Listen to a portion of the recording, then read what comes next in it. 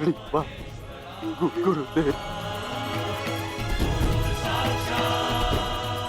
आज तुमने अपने गुरु परशुराम द्वारा दी गई शस्त्र और शास्त्र की विद्या का मान रखा कर मैं धन्य हो गया।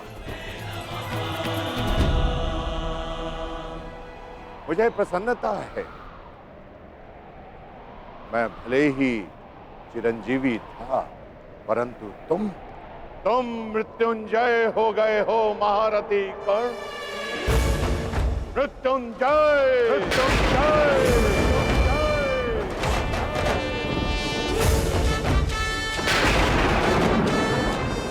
तुम्हारे जैसा सर्वश्रेष्ठ धनुर्धर न कभी इस धरा पर हुआ है और ना ही कभी होगा, ना ही कभी होगा, ना ही कभी होगा।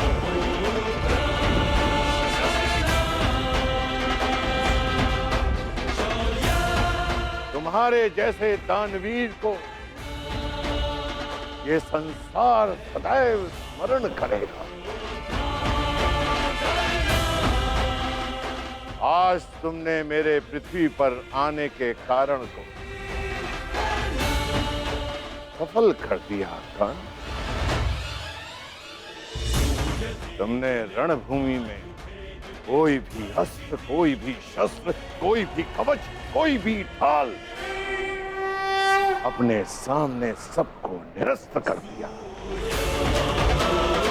अपने सामने उसे शूद्र सिद्ध कर दिया। तुम श्रेष्ठ नहीं, सर्वश्रेष्ठ होकर सर्वश्रेष्ठ।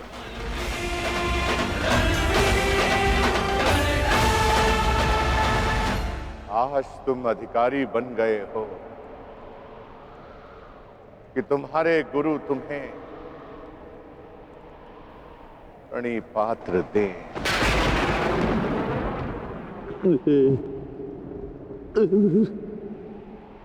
तुम्हारा कल्याण हो।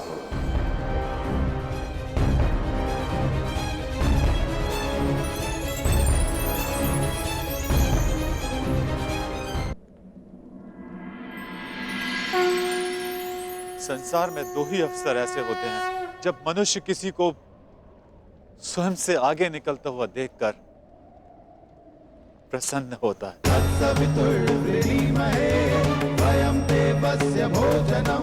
गर्वित होता है। पहला अवसर जब शिष्य गुरु से आगे निकल जाए और दूसरा अवसर जब पुत्र का यश पिता के यश से ऊंचा उठ जाए। आज मेरे पुत्र कर्ण ने अपने पिता सूर्य का तेज कई गुना बढ़ा दिया। मुझे गर्व है कर्ण कि तुम मेरे अंश हो। इस संसार में जब तक मैं रहूंगा तुम्हारे शौर्य का तेज चमकेगा।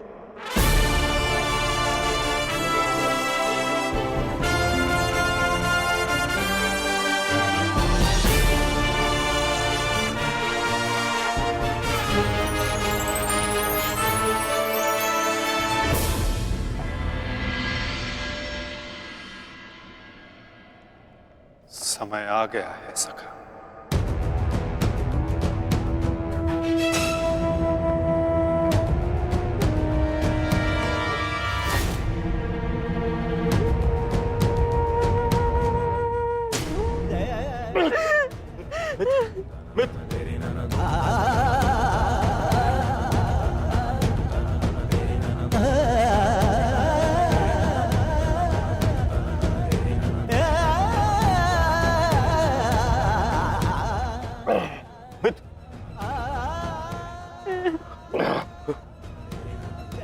मेरी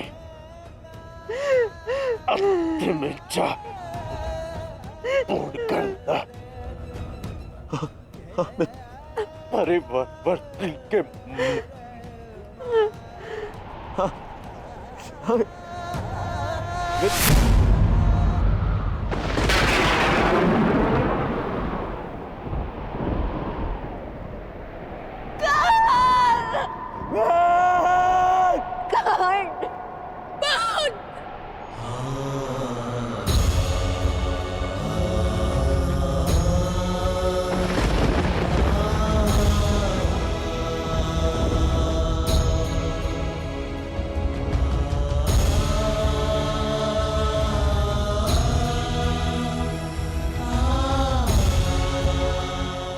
ज्येष्ठ।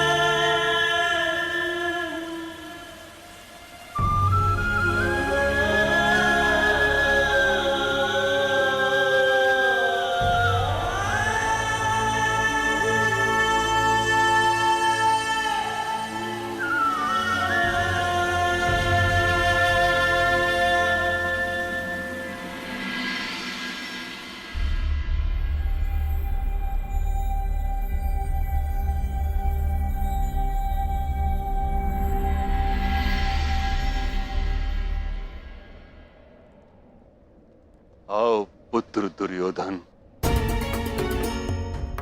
कदाचित अब तुम्हें आभास हो गया होगा, यह युद्ध अनायास था। अब इस युद्ध को रोक देना चाहिए। नहीं पितामह, कदाचित अभी विश्वास हो गया है कि यह युद्ध आवश्यक था।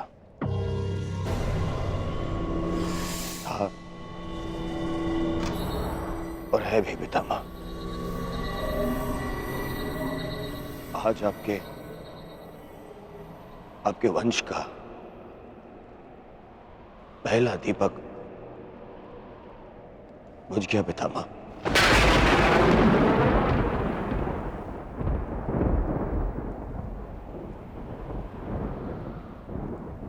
कर्ण,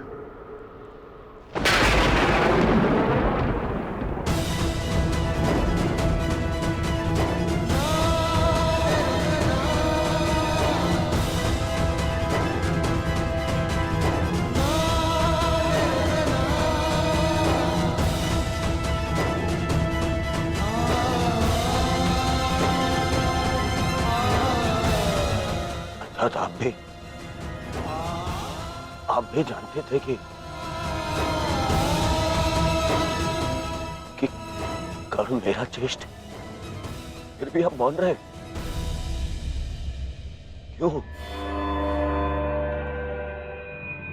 क्यों पितामह? विष पीकर भी जिसके मुख पर मुस्कान हो, उसका भेद खोलकर उसके बलिदान का अपमान नहीं किया जाता पुत्र। मैं कर्ण के बलिदान का अपमान कैसे करता? इसी कारण अपने रहते मैंने उसे युद्ध से दूर रखा। मैं नहीं चाहता था कि एक भाई दूसरे भाई को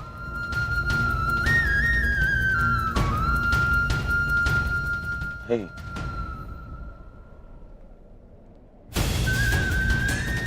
ना आप समझे, ना न माता कुंती समझी और ना ही वासुदेव।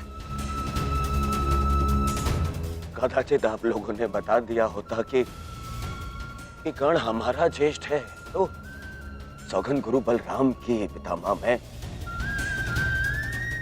संसार का सारा राज्य उसे दे देता। क्यों नहीं बताया पितामह आपने? क्यों? युवराज, अंगराज का अंतिम संस्कार होने को है।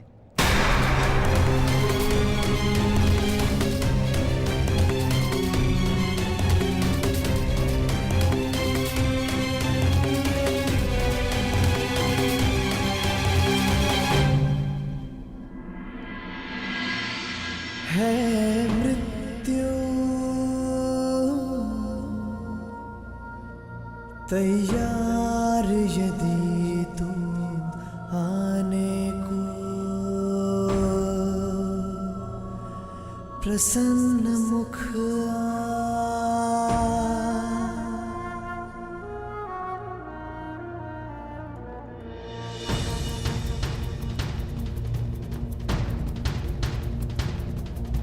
द्वार खुला है तेरा स्वागत, वीर खड़ा द्वारे अभयागत।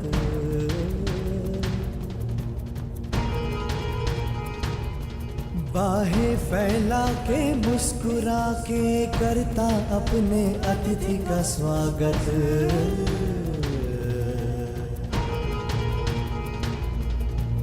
वीर गति पाके एक बालक आया तेरे आंचल छाया। क्यों ईश्वर, क्यों क्यों स्त्री को ये शक्ति दी कि वो कोई भी बात छुपा कर रख सके? पहले संतान को 9 महीने अपने गर्भ में रखे, फिर अपने संतान से जुड़े सत्य को अपने मन के गर्भ में रखे। अगर मैंने जीवन में कोई भी पुण्य किया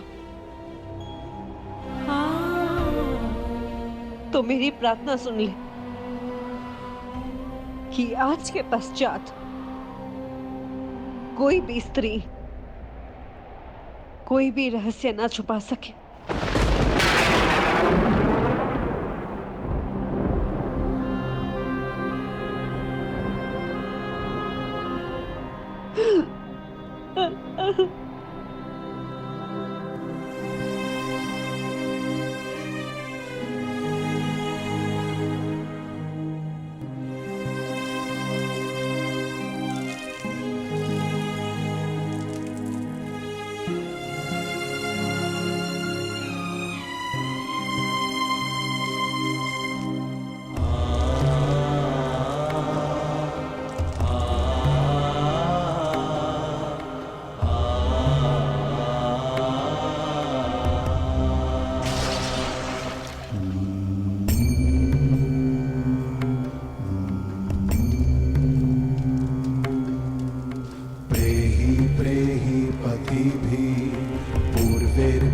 यत्रा ना पूर्वे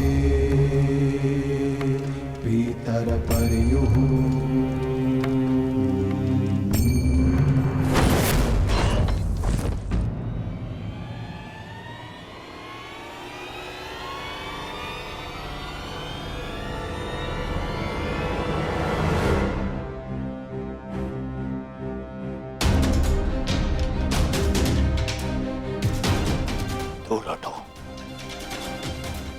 दूर हटो मेरे मित्र के देह से।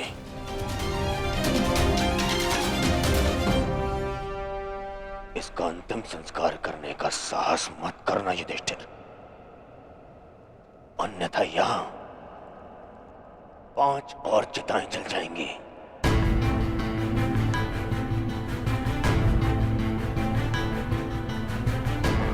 किस अधिकार से, किस अधिकार से तुम इसका अंतिम संस्कार कर रहे हो? कौन लगता कौन है तुम्हारा? कुछ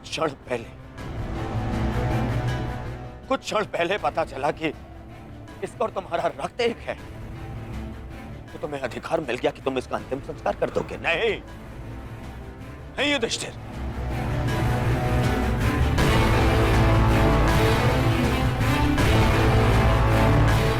इसका अंतिम संस्कार करने का अधिकार उसको है जिसके लिए इसने अंतिम सांसें ली, और वो मैं हूं।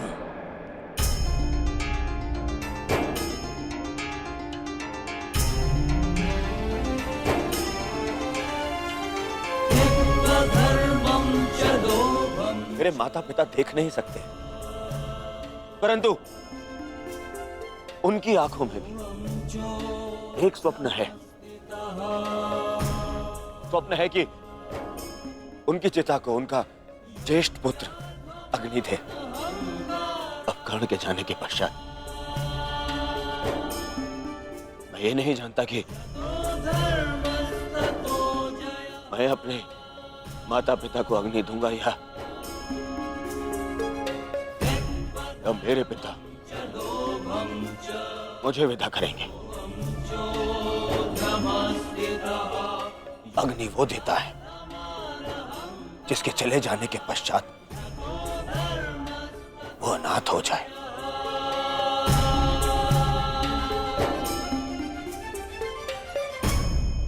और कर्ण के चले जाने के पश्चात मैं अनाथ हो गया हूं, इसीलिए उसे अग्नि देने का अधिकार केवल मेरा है, और मुझसे ये अधिकार कोई नहीं छीन सकता।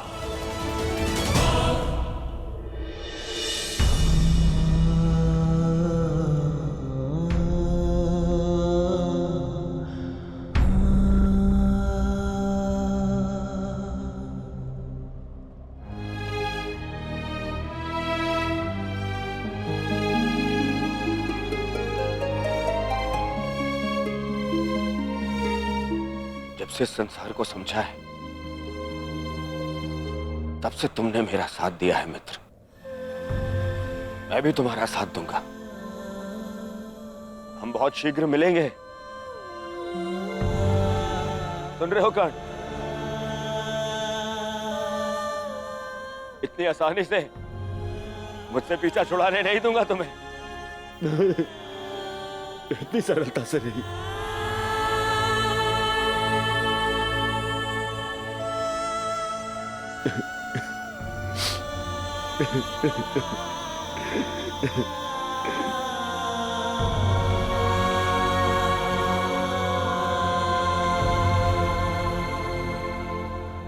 यह एक वीर की अंतिम यात्रा का प्रयाण है दुर्योधन, इसे शांति के साथ विदा करें। ज्येष्ठ की आत्मा को कष्ट होगा यदि सब एक साथ अग्नि न दें।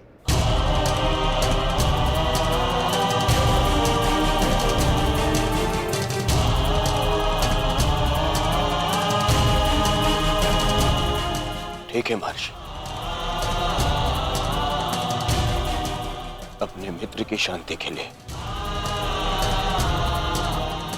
मुझे यह भी स्वीकार है।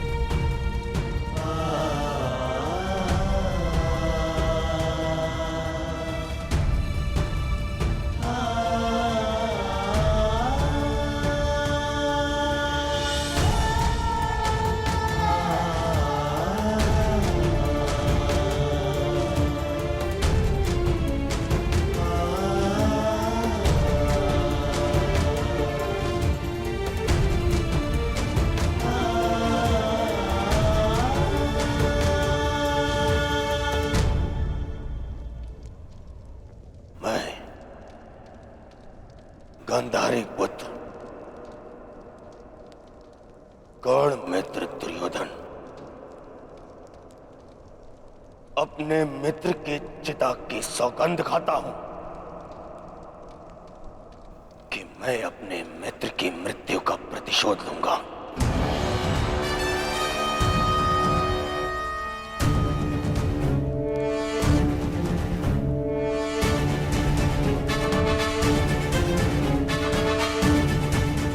अब ये युद्ध ना इंद्रप्रस्थ के लिए है और ना ही हस्तिनापुर के लिए। अब ये युद्ध है तो केवल मेरे मित्र के प्रतिशोध के लिए।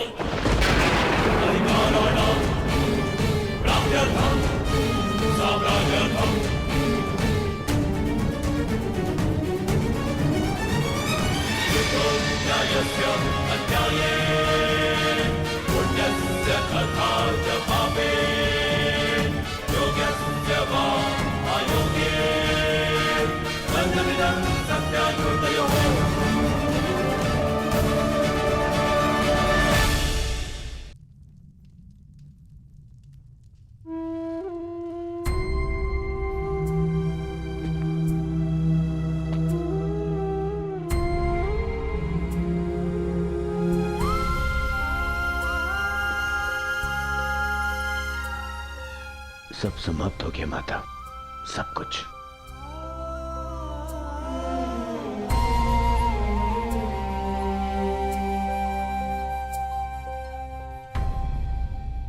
कुछ नहीं बचा, कुछ भी नहीं बचा। कर्ण के साथ मेरी विजय, मेरा सुख, मेरा स्वप्न, सबका अंत हो गया। मां मुझे क्षमा कर दीजिए, मैं आपके पुत्रों की रक्षा नहीं कर पाया, परंतु मां मेरे 100 भाई मारे गए, 99 वो जो आपके गर्भ से जन्मे, और एक वो जिसने मेरे लिए समय के गर्भ से जन्म लिया। मेरा मित्र कर्ण, मैं नहीं रहा माता। माता आपको 100 पुत्रों की माता होने का वरदान मिला था ना माता, तो मुझे सदा 100 भाइयों के भाई होने का वरदान क्यों नहीं मिला माता? समय ने जो छीन लिया उसे लौटाया नहीं जा सकता पुत्र, परंतु जो अब मेरे पास शेष है उसे रहने दो। छोड़ दो ये युद्ध पुत्र।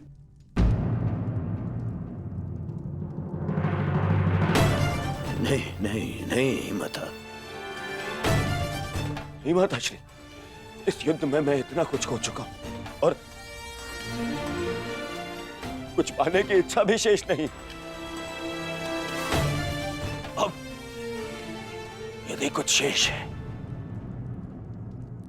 तो वो है मिटा डालने का संकल्प, उन पांडवों को मिटा डालने का संकल्प। अब ये युद्ध नहीं रुकेगा, और या तो आपका पुत्र जीवित रहेगा और या फिर वो पांडव।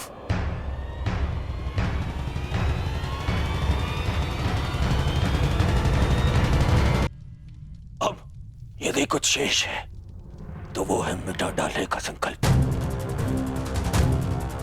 उन पांडवों को मिटा डालने का संकल्प। और या तो आपका पुत्र जीवित रहेगा और या फिर वो पांडव। मुझे क्षमा कर दीजिएगा माता, परंतु अब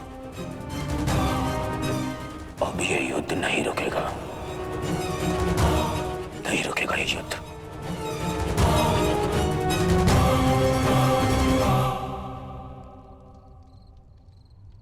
क्या हुआ माधव? शांति के साथ अधीरता का ऐसा मिश्रण मैंने आप में कभी अनुभव नहीं किया।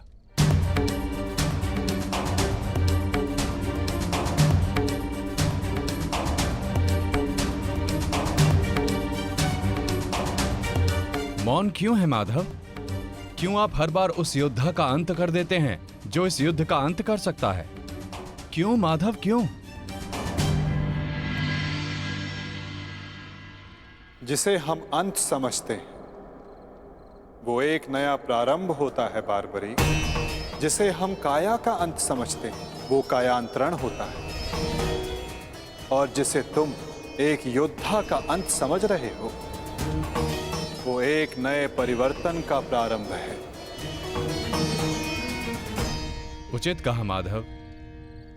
हर अंत में ही एक नया प्रारंभ है, परंतु यह आवश्यक नहीं कि हर अंत के पश्चात एक नया परिवर्तन जन्म ले, क्योंकि कभी कभी एक अंत एक प्रतिशोध को जन्म देता है, और वो हो चुका है। एक नया प्रतिशोध जन्म ले चुका है माधव।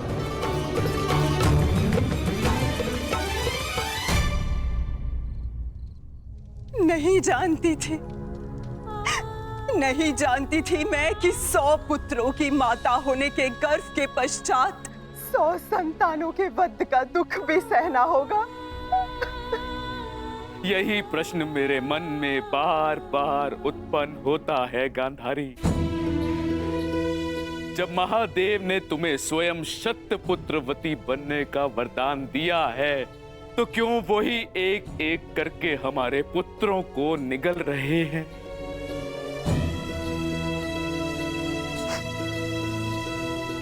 उत्तर मिलेगा आर्य, इस प्रश्न का उत्तर भी अवश्य मिलेगा।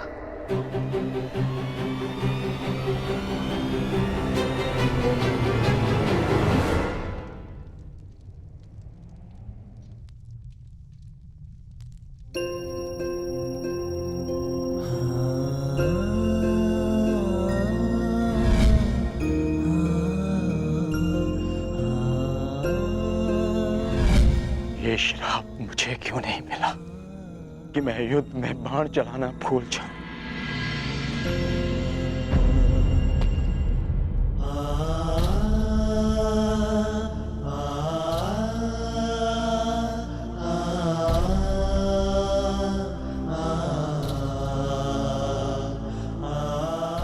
ये कैसा युद्ध है माधव, कैसा युद्ध?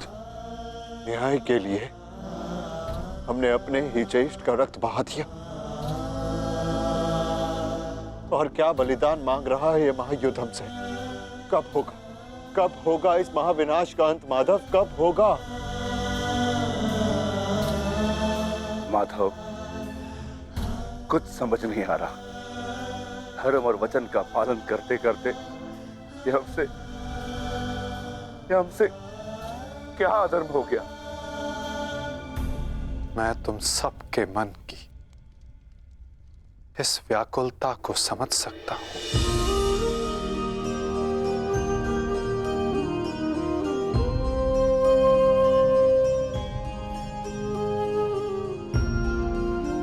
तुम सब इतने समय से इस सत्य से वंचित थे, किंतु इसका कारण स्वयं तुम्हारे ज्येष्ठ थे। और जब सत्य समक्ष आया तो बहुत विलंब हो चुका था।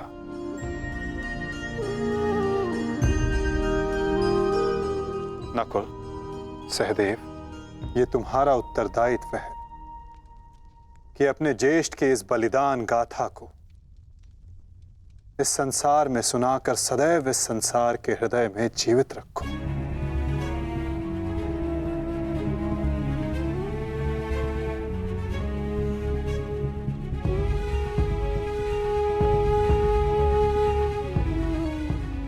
पार्थ, तुम्हारे ज्येष्ठ अंगराज कर्ण सदैव इस युद्ध के प्रारंभ से पूर्व अपना अंत जानते थे।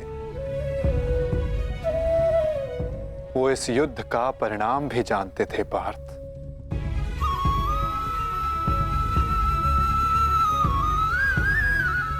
परंतु चिंता मुझे उनकी है जो देख नहीं पाते, क्योंकि जो देख नहीं पाते उनकी इच्छाओं का परिणाम बहुत घातक सिद्ध हो सकता है।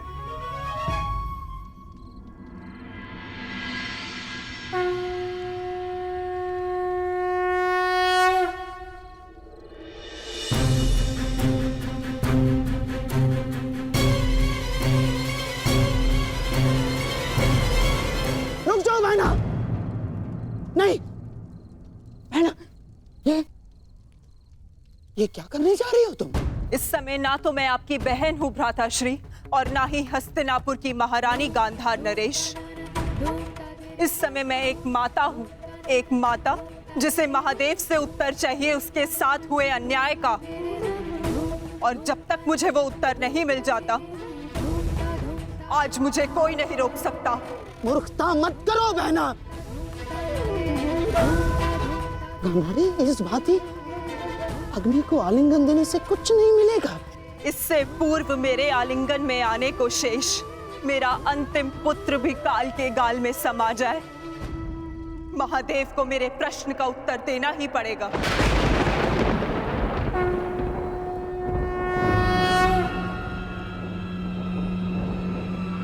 नहीं बहना, मैं तुम्हें ऐसा नहीं करने दूंगा, नहीं करने दूंगा मैं तुम्हें ये सब कुछ ना। आप हस्तिनापुर की महारानी को आदेश दे रहे हैं गांधार राज? देखो बहना, ईश्वर के लिए ये सब मत करो। एकांत।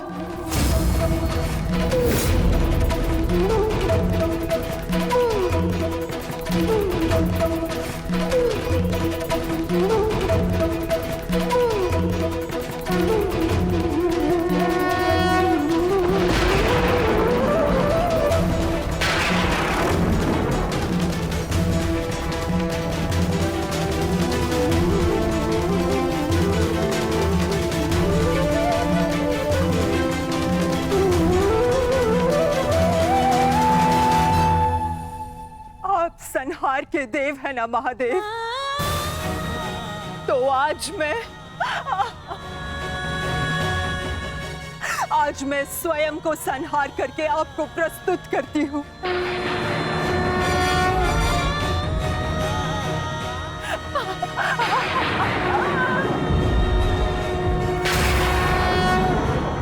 आपने मुझे शतपुत्रवती होने का वरदान दिया था महादेव, परंतु आज मैं आपसे ये जानना चाहती हूँ, क्यों आपने मेरा जीवन अभिशाप बना डाला महादेव?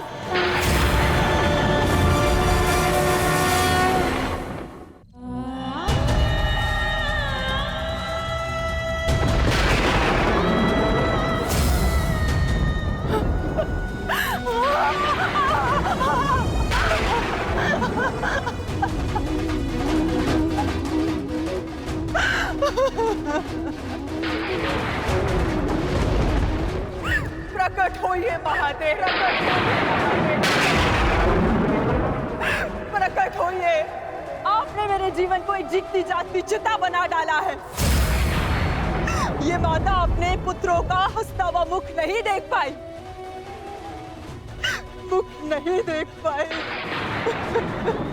परंतु उनकी चिताओं की अग्नि को अनुभव किया है महादेव। या तो आप अपने उत्तर से मेरे मन को शीतलता दीजिए, अन्यथा मुझे जीते जागते जल जाने दीजिए।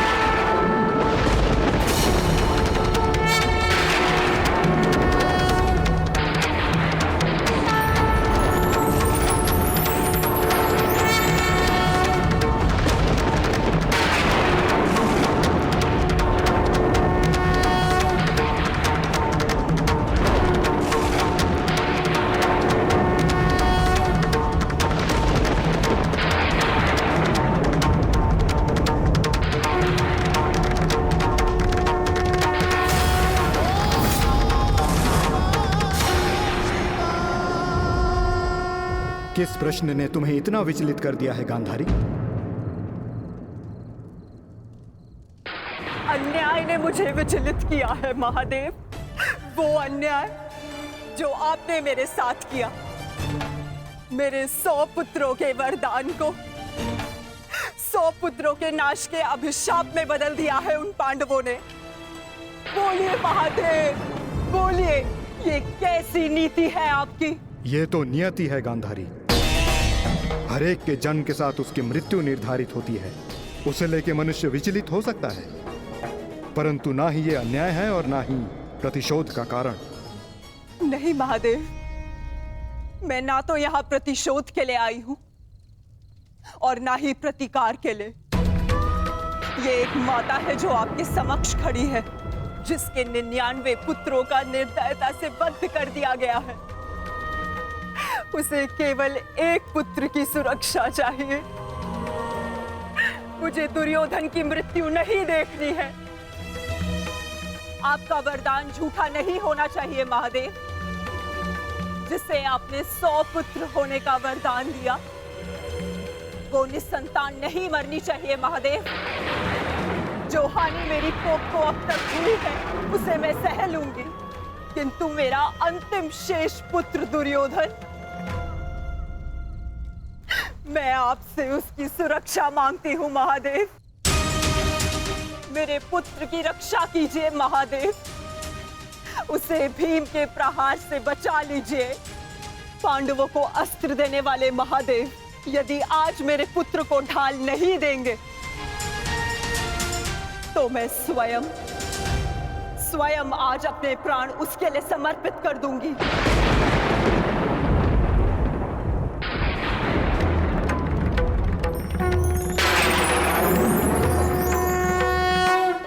तुमने अपने पुत्र के साथ अन्याय किया है गांधारी।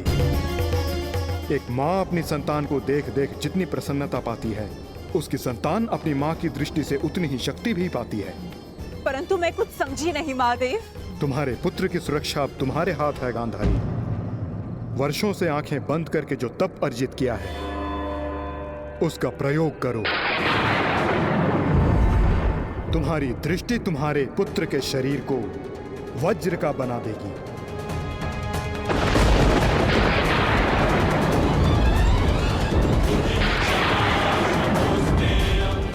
वो वज्र जिसे किसी का प्रहार नहीं तोड़ पाएगा।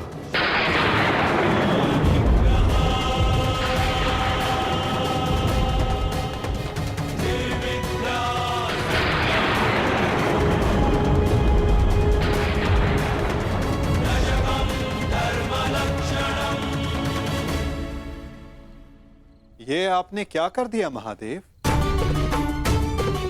आप स्वयं धर्म स्वरूप हैं महादेव। फिर धर्म स्थापना में आप बाधा कैसे बन सकते हैं? धर्म स्थापना के लिए दुर्योधन का नाश आवश्यक है महादेव, और आपने दुर्योधन को अटूट ढाल दे दी। मैंने वही किया जो परिस्थिति के अनुकूल था। परंतु नियति के लिए तो प्रतिकूल था ना भोलेनाथ। मेरा परम भक्त यदि मुझसे कुछ मांगता है तो मैं उसे मना नहीं कर सकता माधव। ये तो आप जानते हैं। मानता हूं इसके कारण बार बार आपके समक्ष समस्याएं उत्पन्न होती हैं, परंतु मुझे विश्वास है कि हर बार की भांति इस बार भी नारायण इस समस्या का हल निकाल ही लेंगे। मैं अपनी व्यवस्था से बंधा था, परंतु आप अपना कार्य पूर्ण करने के लिए स्वतंत्र हैं।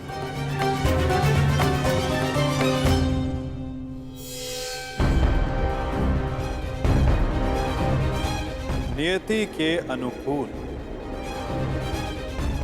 पर नीति के प्रतिकूल।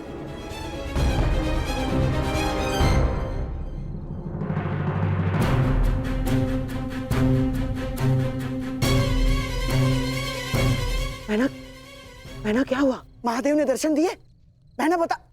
गांधारी,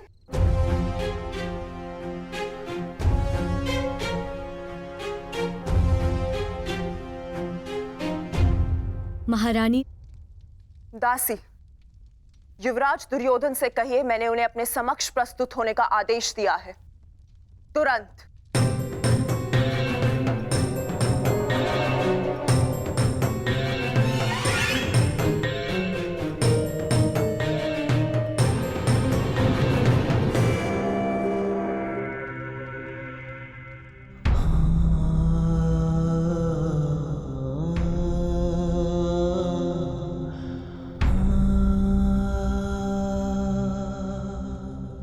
तुम्हारी मृत्यु का प्रतिकार में एक एक से लूंगा मित्र,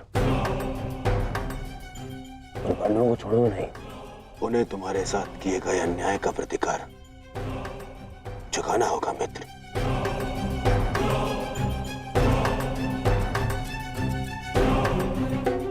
युवराज दुर्योधन, मैं मद्राज आज तक किसी के सामने नहीं झुका, परंतु आज मैं अपना सर झुकाकर अपनी भूल को स्वीकार करने आया हूं। मद्राज, चक्र निकालने में मेरी सहायता कीजिए। तुम भूल रहे हो अंगराज, तुम सूत पुत्र हो, तुम स्वयं अपने रथ का चक्र निकालो। मद्राज, मुझे मेरा विजय धनुष दीजिए।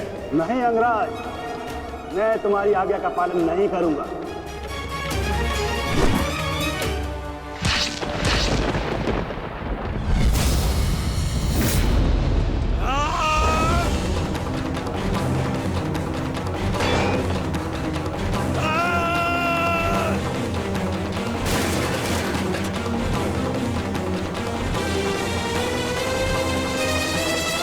लज्जा नहीं आती है आपको? जिस कर्म को करने के पश्चात मृत्यु मांगनी चाहिए, उसके लिए क्षमा मांग रहे हैं आप। ऐसे कर्म को करने के पश्चात आपका साहस कैसे हुआ मुझसे क्षमा मांगने के लिए? चक्ररथ को निकालने में सहायता की होती, विकर्ण को उसका विजय धनुष दे दिया होता तो आज एक धनुर्धारी मरता, परंतु वो कर्ण नहीं अर्जुन होता। आपने अपनी व्यक्तिगत शत्रुता मिटाने के लिए एक योद्धा के कर्तव्य से विश्वासघात किया। मन तो करता है कि वध कर दूं आपको। और आप जानते हैं क्या मद्रराज, ये आपका झुका हुआ सर, ये आपके लिए सबसे बड़ा दंड है।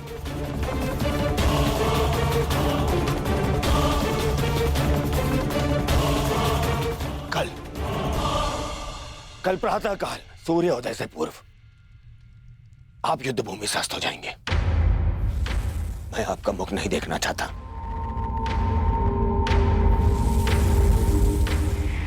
मैं कर्ण की मृत्यु का प्रतिशोध लेना चाहता हूं युवराज।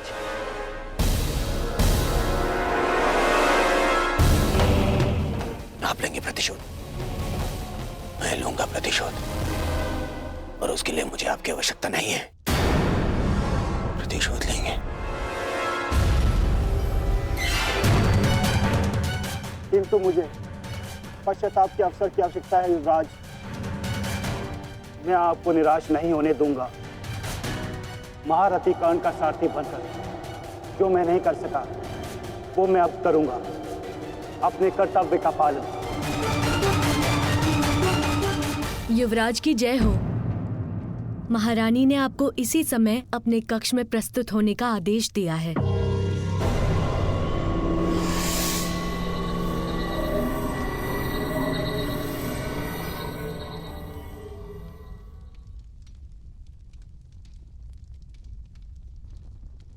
पिताश्री, माता ने यूं अचानक मुझे स्मरण क्यों किया?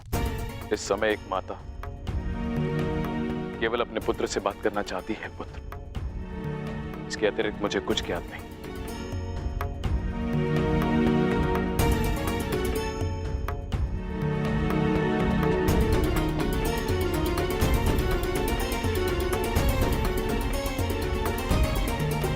प्रणिपात माता,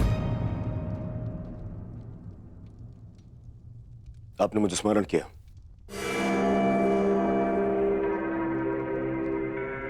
हाँ पुत्र, स्मरण किया, क्योंकि मैं तुम्हारा मरण नहीं देख सकती। संपूर्ण जीवन तुम्हें केवल एक ही पीड़ा थी ना, कि तुम्हारी माता ने तुम्हें एक बार भी नहीं देखा। स्मरण है दुर्योधन, युद्ध प्रारंभ होने से पूर्व तुमने कहा था, युद्ध से पूर्व एक बार, बस एक बार मुझे अपनी दृष्टि से देख लीजिए माता। आज मैं अपनी और तुम्हारी इच्छा पूर्ण करना चाहती हूँ दुर्योधन। आज मैं तुम्हें देखना चाहती हूँ पुत्र। सच माता, किंतु माता, अब जो मैं करने जा रही हूं उसके पश्चात तुम युद्ध जीतो या ना जीतो, परंतु मेरी ममता हार से बच जाएगी। मैं कुछ समझा नहीं माता। अब मैं तुम्हें जो कहने जा रही हूं पुत्र, उसे ध्यानपूर्वक सुनना और आज्ञा अनुसार ही पालन करना।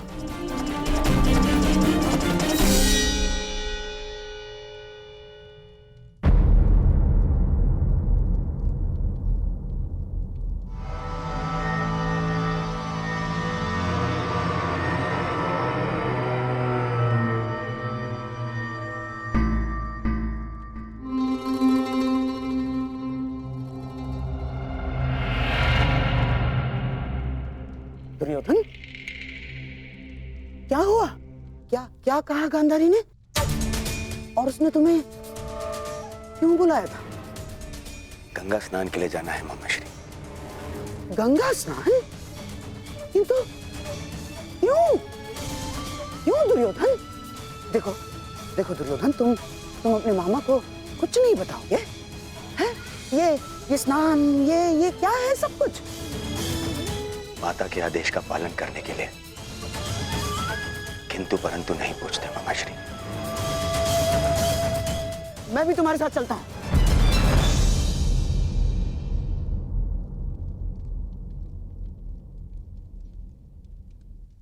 नहीं मामाश्री, ये यात्रा मुझे अकेले करनी है।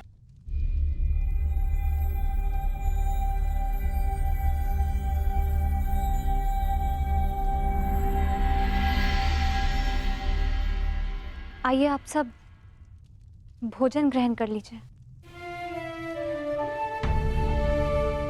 किन हाथों से भोजन ग्रहण करें पांचाली?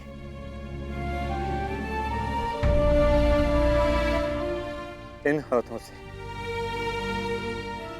जो अपने ज्येष्ठ के रक्त से रंगे हुए हैं।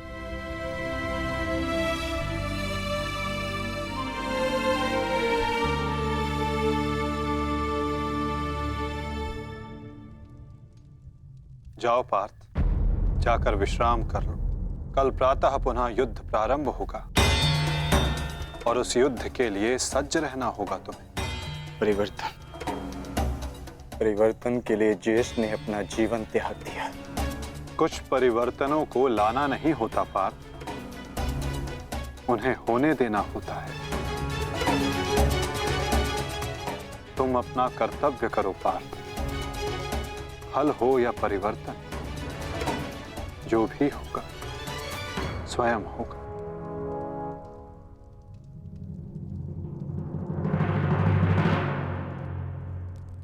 आप कहां जा रहे हैं माधव? कुछ परिवर्तन ऐसे होते हैं पार्थ जिनमें सहायता करना धर्म होता है और कुछ ऐसे जिनमें बाधा डालना आवश्यक। मैं समझा नहीं माता। समझने की आवश्यकता भी नहीं है पार्थ।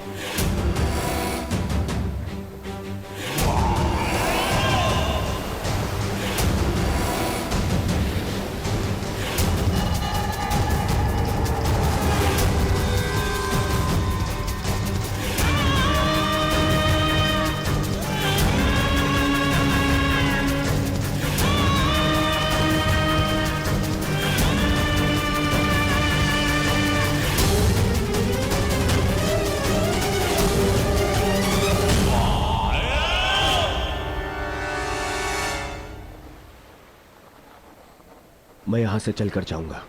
क्षमा करना युवराज, किंतु माताश्री का आदेश है। मुझे पूर्णतः निर्वस्त्र होकर उनके समीप जाना है। परंतु यहाँ से महल तक का मार्ग बहुत लंबा है प्रभु, आपको कुछ पहनना होगा। अगर प्रजा की दृष्टि में आए तो राजवंश उपहास का भाजन बनेगा।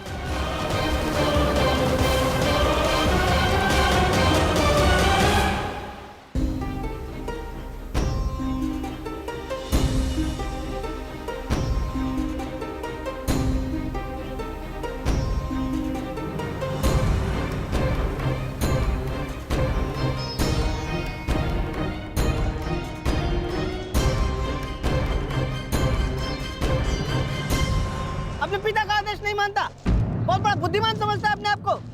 क्या कहा था मैंने? बछड़े की डोर हाथ में रखना, समझता नहीं है? बहुत बुद्धिमान है तू। क्या समझाया था मैंने? क्या कहा था मैंने? क्या पूछ रहा हूँ मैं? क्या समझाया था मैंने? ये क्या कर रहे हो? क्यों इस बालक को कष्ट पहुंचा रहे हो? अब तुम कौन हो हमारे बीच में आने वाले? ये मेरा पुत्र है, मैं जो चाहे इसके साथ वो करूं। तुम हमारे मध्य में आने वाले कौन होते हो? मैं हस्तिनापुर का युवराज हूँ। क्षमा करिए युवराज, मैंने आपको पहचाना नहीं, परंतु वास्तविकता ये है कि इसने अपने माता पिता के आदेश का पालन ही नहीं किया। मैंने इसे बताया था, बछड़े की डोर कभी हाथ से मत छोड़ना, सदैव डोर अपने हाथ में ही रखना, परंतु ये नहीं माना। इसने बछड़े की डोर को अपने हाथ से छोड़ दिया और बछड़ा खो गया। अब आप ही बताइए, मैं क्या करूं? परंतु आप इस भांति अर्धनग्न अवस्था में। मेरी माता का आदेश है। देख, सीख इनसे कुछ। हस्तिनापुर के युवराज होते हुए भी अपने माता पिता के आदेश का अक्षरशः पालन करते हैं। धन्य हैं आप युवराज। माता पिता के आदेश का अक्षरशः पालन करना, माता पिता ने जो भी कहा है, जैसा भी कहा है, उस कार्य को उसी अनुरूप करना कोई आपसे सीखे युवराज। पुत्र, तुम्हारे पिता उचित कह रहे हैं। तुम्हें अपने माता पिता की बात माननी चाहिए।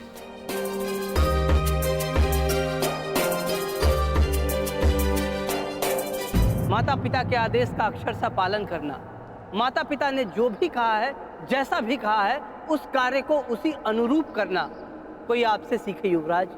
धन्य हैं आप युवराज।